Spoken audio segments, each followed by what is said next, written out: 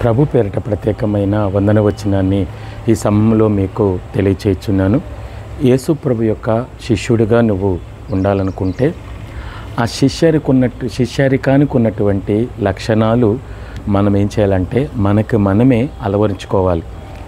ఆ శిష్యరికి ఉన్నటువంటి లక్షణాలు అంటే ఏంటి అంటే, దేవుడు ఎలా మాట్లాడుతున్నాడు, దేవుడు ఏం చేస్తున్నాడు, దేవుడు ఏం చెప్పాడు, దేవుడు ఏం చేయమన్నాడు, దేవుడు ఎలా జీవించాడు, ఇతరులతో ఉన్నప్పుడు ఎలా మాట్లాడాడు, వ్యక్తిగతంగా ఉన్నప్పుడు ఎలా మాట్లాడాడు, అలాగనే సమాజ మందిరంలో ఉన్నప్పుడు ఎలా మాట్లాడాడు అని తన యొక్క నడవడిని, తన యొక్క అనుసరణను నువ్వు అనుసరించినట్లయితే యేసుప్రభు శిష్యుడిగా నువ్వేం చేయగలవంటే ఉండగలవు.